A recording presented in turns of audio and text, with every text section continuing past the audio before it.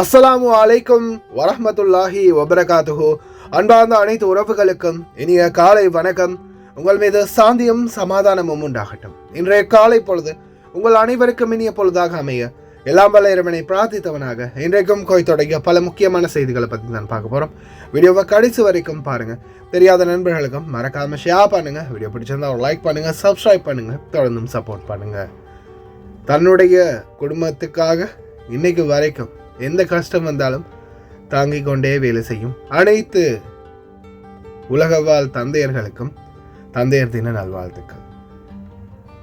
குவைத்துடைய தினா மதிப்பு உள்ளதா பார்த்தலாம். இலங்கைக்கான ரூபாயில் ஒரு தினாரின் மதிப்பு 972 ரூபாய் 6% உள்ளது. இந்தியாவின் ரூபாயில் ஒரு தினாரின் மதிப்பு 280 ரூபாய் 10% உள்ளது. இது அல் முசைன் எக்ஸ்சேஞ்சுடைய அப்ளிகேஷன் ஆன்லைன் ரேட் ஆகும். கூகுள் ரேட்டை பார்த்தலாம். இலங்கைக்கான ரூபாயில் ஒரு தினாரின் மதிப்பு 973 ரூபாய் 41% உள்ளது.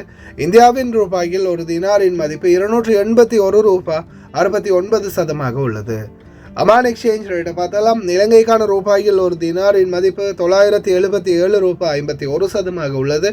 இந்தியாவின் ரூபாயில் ஒரு தினாரின் மதிப்பு 280 ரூபாய் 11% உள்ளது. ஜஜில் எக்ஸ்சேஞ்ச் ரேட்டை பார்த்தலாம். இலங்கைக்கான ரூபாயில் ஒரு தினாரின் மதிப்பு 977 ரூபாய் 75% இருக்குது. அதே 100 தினாருக்குள்ளன்னா 979 ரூபாயாக இருக்குது. இந்தியாவுக்கு 280 ரூபாய் 10% இருக்குது. சஜில் எக்ஸ்சேஞ்ச் பற்றிய மேலதிக தகவல்கள் தெரிந்து கொள்ள 97 23 54 61 என்ற வாட்ஸ்அப் இலக்கமுடாக தொடர்பு கொள்ளுங்க. தினந்தோறும் ரேட்டையும் பெற்றுக்கொள்ளுங்க. இலங்கைக்கான ரூபாயில் ஒரு தினாரின் மதிப்பு 977 ரூபாயாக உள்ளது. இந்தியாவுக்கான ரூபாயில் ஒரு தினாரின் மதிப்பு 278 ரூபாய் 91% உள்ளது. இது ஏஆர்ஒய் எக்ஸ்சேஞ்சுடைய அப்ளிகேஷன் ஆன்லைன் ரேட் ஆகும். அதே போல் கேபிஇ எக்ஸ்சேஞ்ச் இலங்கைக்கு 975 ரூபாய் 40%, இந்தியாவுக்கு 280 ரூபாய் 15% வழங்கியிருக்கிறாங்க. குவைத்துடைய பல எக்ஸ்சேஞ்சுகள்லையுமே அக்கௌண்ட் நம்பரை மறைச்சிடுறாங்க. இதை பற்றியும் உங்களுக்கு தொடர்ந்துமே தெரிய தருது. நீங்கள் ஏதாவது ஒரு புதிய எக்ஸ்சேஞ்சுக்கு பழைய பற்றுச்சீட்டோட போகிறீங்களா தான் நிச்சயம் அதில் அக்கௌண்ட் நம்பர் இருக்கா அப்படின்றத செக் பண்ணிக்கோங்க. அப்படி இல்லாத பட்சத்தில் எழுதிட்டு போனாலும் பிழை இல்லாத அக்கௌண்ட் நம்பர் எழுதிட்டு போங்க. ஏதாவது ஒரு நம்பர் பிழைத்தாலும் கூட உங்களுடைய பணம் நாட்டுக்கு போய் சேராது. அந்த பணத்தை திரும்ப பெறணுமா இருந்தாலும் ரொம்ப நாட்களாகும். மறுபடியும் கட்டணம் செலுத்த வரும். அதே போல் எக்ஸ்சேஞ்சுகளில் பணம் அனுப்பி முடித்ததும் மறக்காமல் பற்றுச்சீட்டை செக் பண்ணி பாருங்கள்.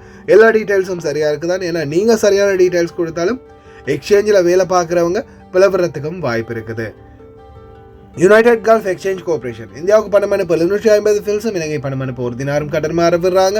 அல்சாமில் எக்ஸ்சேஞ்ச் கோஆபரேஷன் ஒரு தினார் மட்டுமே கட்டணமாக அறவிடுறாங்க. யூஜே எக்ஸ்சேஞ்ச் கோஆபரேஷன் ஒரு தினார் மட்டுமே கட்டணமாக அறவிடுறாங்க. குவைட் ஏஷியன் இன்டர்நேஷனல் எக்ஸ்சேஞ்ச் 750 ஃபில்ஸ் மற்றும் ஒரு தினார் போன்ற கட்டணங்களும் அறவிடுறாங்க. குவைட்டில் அல்நாதா, ARY, Aman exchange, UJ, Al Zamil, Ansari exchange, Lulu exchange, Joyalukkas, KPE, UAE, Oman exchange, Bahrain exchange, BEC, world street exchange, ஜஜில் exchange, Malik exchange, international exchange, Al Shafa exchange, இது போன்ற இன்னும் பல எக்ஸ்சேஞ்சுகள் இருக்குது. ஒவ்வொரு எக்ஸ்சேஞ்சுகள்லையும் ஒவ்வொரு விதமான கட்டணங்கள் இருக்குது. அதுலேயும் குறிப்பாக ஏஆர்ஒய் எக்ஸ்சேஞ்சை பொறுத்தவரையில் 750 ஃபில்ஸ் வெள்ளிக்கிழமைகளில், அதே போல் மற்ற நாட்களில் 900 ஃபில்ஸ் போன்ற கட்டணங்கள் தான் அறவிடுறாங்க. அதே போல் ஜஜில் எக்ஸ்சேஞ்ச், மலிக் எக்ஸ்சேஞ்ச், அல்சாமில், யூஜே, அல் ஷஃபா, இன்டர்நேஷனல் எக்ஸ்சேஞ்ச், இது போன்ற எக்ஸ்சேஞ்சுகளில் ஒரு தினார் மட்டுமே தான் கட்டணமாக அறவிடுறாங்க. சுலைமானி அல் முக்காசிம் எக்ஸ்சேஞ்ச் ஜஹராவில், இந்த எக்ஸ்சேஞ்சை பொறுத்தவரையில் 750 ஃபில்ஸ் மட்டுமே தான் கட்டணமாக அறவிடுறாங்க. இது ஜஹராவில் ஏஆர்ஒய் எக்ஸ்சேஞ்சுக்கு பக்கத்திலே இருக்குது. பெஸ்ட்டான ரேட்டும் வழங்குறாங்க. முடிந்த வரைக்கும் இது போன்ற நல்ல எக்ஸ்சேஞ்சுகளில் உங்களுடைய கஷ்டப்பட்டு சம்பாதிக்கக்கூடிய பணத்தை அனுப்புங்க. எங்கே அதிகமாக கொடுக்குறாங்க அப்படின்றது தெரிந்தாலும் மறக்காமல் கமெண்டில் மென்ஷன் பண்ணுங்கள். தெரியாத நண்பர்களும் தெரிந்து கொள்ளட்டும். குவைத்துடைய தங்க விலையை பார்த்தலாம். 1 கிராம் 18 கேரட் தங்கத்தின் விலை 25 தினார் 559 ஃபில்ஸ். 1 கிராம் 21 கேரட் தங்கத்தின் விலை 29 தினார் 818 ஃபில்ஸ். 1 கிராம் 22 கேரட் தங்கத்தின் விலை 31 தினார் 250 ஃபில்ஸ். 1 கிராம் 24 கேரட் தூய தங்கத்தின் விலை 34 தினார் 78 ஃபில்ஸ். மறுபடியும் அதிகரிச்சிருச்சு தங்க விலை. இன்னும் 6 தினாரால் இன்னும் அதிகரிக்கும். விலை கொடுத்து வாங்குறவங்க வாங்கிக்கோங்க. குவைட் ஏர்வேஸ் சில விமானங்களுக்கு ரீஷெடியூல் பண்ணியிருக்கிறாங்க. அதே மாதிரி திடீரென விமான நிலையத்தை மூடியது இஸ்ரேல். அதே போல் ஈரானுடைய தாக்குதலால் மிகவும் தீவிரம். நடுவில் தக்கி நாம தான் தவிக்க போகிறோம். குவைத்துக்கு நடுவால் பறக்க போகும் வான்வெளியில் மிசைல்கள். அதே போல் சாப்பாடு யாருமே வாங்கி சேர்க்காதீங்க அப்படின்னு சொன்னாலுமே அள்ளி குவிச்சிக்கிட்டே இருக்கிறாங்க போல். ஜமியாக்கள் நிறைய சாப்பாடு இல்லை. அதே போல் உள்துறை அமைச்சர் ஷேக் ஃபஹத் யூசுப் சவுத் அல் சபா அவர்கள் மருத்துவமனையிலிருந்து வெளியாகி இருக்கின்றார். கடைகளில் வேலை பார்க்கக்கூடியவங்க, மொழி தெரியாதவங்களுக்கு பிரச்சனை தான். அன்பார்ந்த உறவுகளே, நான் உங்கள் சர்ஃபான் BA Vlog. இன்று நான் வந்திருப்பது லயன் எக்ஸ்பிரஸ் கார்கோவோடு இணைந்து முதலாவது பரிசாக 200 தினார், இரண்டாவது பரிசாக 150 தினார், மூன்றாவது பரிசாக 100 தினார் மற்றும் 10 பேருக்கு ஆறுதல் பரிசு சர்ப்ரைஸ். நீங்க செய்ய வேண்டியதெல்லாம் ஒன்றே ஒன்றுதான். லயன் எக்ஸ்பிரஸ் கார்கோவுடாக ஒரு கார்கோ நீங்கள் நாட்டுக்கு போடணும். அதே போல் இந்த பரிசை வெல்றதுக்கான பாஸ்வேர்ட் என்னுடைய யூடியூப் சேனல் 3லையுமே அட்டாச் பண்ணியிருக்கிறேன். இதில் வரக்கூடிய லோகோவை பாருங்கள். இந்த தம்ப்நெயில் தான் போட்டிருக்கோம். மறக்காமல் என்னுடைய வீடியோவை பாருங்கள். வீடியோவில் ஒரு இடத்துல பாஸ்வேர்டை குறிப்பிட்டிருப்பேன். அதை நீங்கள் சொல்லி கார்கோ போடுங்க. லயன் எக்ஸ்பிரஸ் கார்கோவுடாக பணப்பரிசை அள்ளுங்க. இன்னும் 5 நாட்களே மிகிதம் உள்ளது. இன்னும் 5 நாட்களுக்கு பிறகு இந்த கார்கோவுடைய ஆஃபர் இல்லை. 200 தினார், 150 தினார், 100 தினார் வெற்றியாளர்களாக நீங்களும் ஆகலாம். பங்கேற்றுக்கொள்ளுங்கள். இதோ துருக்கியில் 4.0 ரிக்டர் அளவிலான பூகம்பம் மறுபடியும் பதிவாகி இருக்குது. அதே மாதிரி அதிகூடிய வெப்பநிலை இனிவரும் நாட்களில் தீவிரமாக இருக்கும் அப்படின்னு வானிலை ஆய்வாளர் பெதரல் அமீரா எச்சரிச்சிருக்கிறாங்க. தூசியுடனுடைய காற்றும் இனி வரும் நாட்களில் வீரியமாக இருக்கும் அப்படின்னு தெரிவிக்கிறாங்க. தயவு செய்து ரொம்ப கவனமாக இருங்க அனைவருமே. مساكم الله بالخير. وأجواءنا المتوقعة خلال الأيام القادمة بإذن الله تعالى تضعف الرطوبة يوم الجمعة والسبت تدريجيا مع تحول الرياح إلى الشمالية الغربية، وتدخل علينا الرياح الجافة الهابطة، ومتوقع أن نشهد حرارة عالية من يوم الأحد حتى الثلاثاء قد تتجاوز 50 درجة، ومن يوم الأربعاء حتى الجمعة رياح نشطة وعجاج، وسرعة في الرياح قد تتجاوز 60 كيلومتر في الساعة مثيرة للغبار. فهذه أجواء موسم البوارح، أجواء فيها حرارة عالية وغبار والله أعلم. குவைத் ஏர்வேஸ் சில விமானங்களுக்கு ரீஷெடியூல், அதாவது மாற்று நேரங்களை அறிவிச்சிருந்தாங்க. சில விமானங்களுக்கான பயணங்கள் முற்றுமுழுதுமே தடைப்படுது. சில நாடுகளுக்கு போகவே கூடாது அப்படின்ற மாதிரி சில தகவல்கள் அராப் டைம்ஸில் வெளியிட்டிருக்கிறாங்க. அதுலேயும் குறிப்பாக Iran, Iraq, Israel, Jordan, Syria இந்த நாடுகளுக்கான பயணங்கள் முற்றிலுமாக தடைப்படுது. அதே போல் இந்த டெஸ்டினேஷனுக்கு யாரும் போகவும் கூடாது, போனால் வரவும் முடியாத சூழல் உருவாகும் அப்படின்னு தெரிவிச்சிருக்கிறாங்க. அதுலேயும் குறிப்பாக பார்த்திங்கன்னா குவைத்துடைய அல் ஜசீரா ஏர்வேஸ் மற்றும் குவைட் ஏர்வேஸ் இவங்களுடைய சேவைகள் முற்றுமுழுதாக இந்த நாடுகளுக்கிடையே தடைப்பட்டிருக்குது. எந்த ஒரு விமான பயணமுமே தற்போதைக்கு தீர்மானிக்கப்படவில்லை அப்படின்றத குவைத்துடைய the director general of civil aviation தெரிவிச்சிருக்கிறாங்க. அதே மாதிரி மற்ற நாடுகளுக்கான விமான பயணங்களும் மாற்று பாதைகள் வழி அமைக்கப்படும் அப்படின்னு தெரிவிச்சிருக்காங்க. ஏன்னா ஈரான், இஸ்ரேல் இந்த பிரச்சனைக்கு மத்தியில் நடு வான்பரப்பில், அவங்களுடைய வான்பரப்பில் எந்த ஒரு விமானமும் பறக்காது என்பதால். அதே போல் ஈரான் அவங்களுடைய தாக்குதலை இன்னும் தீவிரப்படுத்துவதாக தெரிவிச்சிருக்கிறாங்க. அதே மாதிரி மற்ற நாடுகளுக்கும் எச்சரிக்கை விடுத்துறாங்க, யாருமே தலையிட வேண்டாம் அப்படின்னு. இஸ்ரேலுடைய பென் குரைன் ஏர்போர்ட்டை உடனடியாக மூடிட்டாங்க. மறு அறிப்பு வரை மூடப்பட்டிருக்கும் அப்படின்னு தெரிவிச்சிருக்கிறாங்க. உண்மையிலேயே இப்போதைய சூழல், இந்த இஸ்ரேலில் மாட்டி தவிக்கிற இந்தியர்கள், இலங்கையர்களுடைய நிலைமை என்ன, அவங்கள எந்த மாதிரியான சூழலில் காப்பாற்ற முடியும் அப்படின்றது தெரியல. தூதரகங்கள் என்ன மாதிரி நடவடிக்கை எடுத்துக்கிட்டு இருக்கிறாங்க அப்படின்ற எந்த ஒரு அப்டேட்டும் இல்லை. இங்கே யாருமே இறக்கலை, எங்களுக்கு எந்த பாதிப்பும் இல்லை அப்படின்னு சில பொய்யான தகவல்களை தான் இஸ்ரேல் கவர்மெண்ட் தொடர்ந்துமே வழங்கிட்டு இருக்கிறாங்க.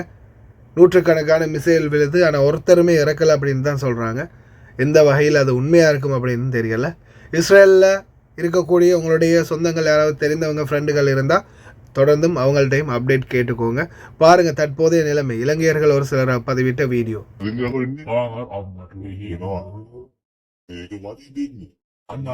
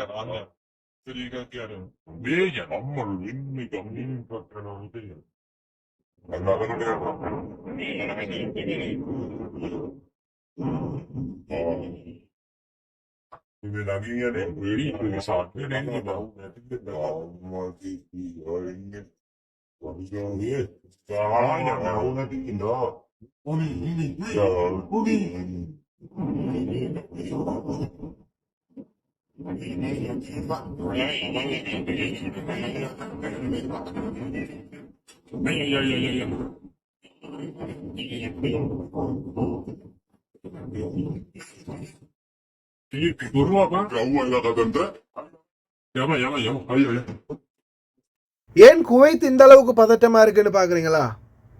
ஏன்னா இந்த பக்கம் ஈரான், அந்த பக்கம் இஸ்ரேல், நடுவில் சிக்கி தவிக்கிறது நாம தான்.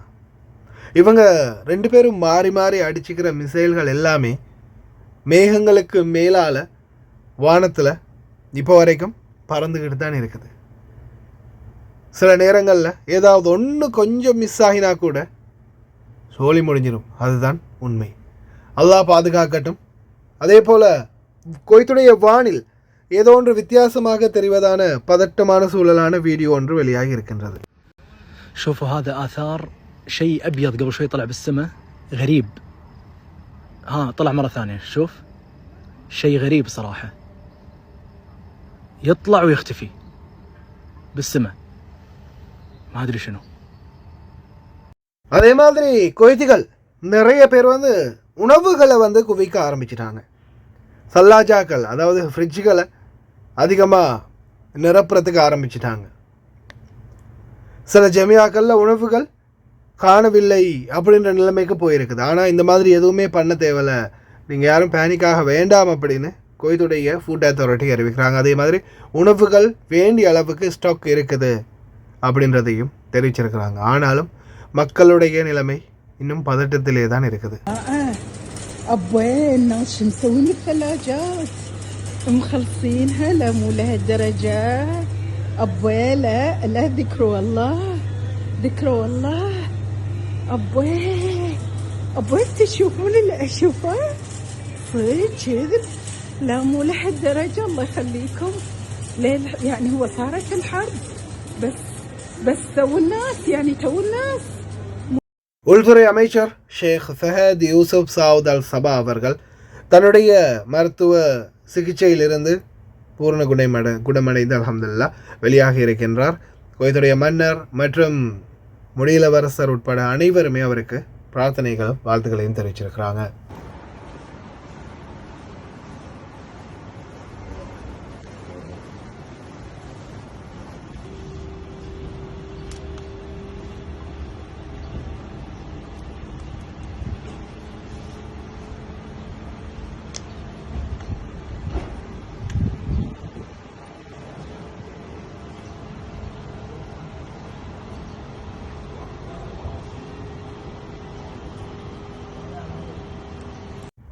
நம்ம லோயர் ஒரு கடைக்கு சாப்பிட போயிருக்காரு. ஒருத்தர் நான் 3 வருஷம் குவைத்தில் வேலை செய்கிறேன், ஆனால் இங்கிலீஷில் தான் பேசுவேன், எனக்கு அரபி கொஞ்சம் கொஞ்சம் தான் தெரியும் அப்படின்ற மாதிரி பத்தா போட்டிருக்காரு. ஆள் யாருன்னு தெரியாமல் மனுஷன் பற்ற வச்சு விட்டாரு. நல்ல வேலை கடையோடைய பேரை சொல்லலை. தயவுசெய்து மொழிகள் தெரியலைன்னா, அவங்க பேசுகிறது புரியலைன்னா 1 minute சார் திகிக ஷுவைய அப்படின்னு சொல்லிட்டு யாராவது தெரிஞ்சவங்களை அனுப்பி சமாளிக்க பாருங்கள். எதிர்த்து கதைக்கணும்னு போனீங்கன்னா கடைசியில் வேற மாதிரி ஆகிரும். ரொம்ப கவனம். هذا لايف تو الحين فورا حار تو صاير. كنت في احد المطاعم دشيت اطلب، ما ادري تينيجرز مش عارف، قلت شاي واقف شي يعني قبلي، قلت له تفضل، قال اطلب انت. ما ادري ليش خلاني اطلب، حسيت متوهق ماسك التليفون يوري الصوره، قلت له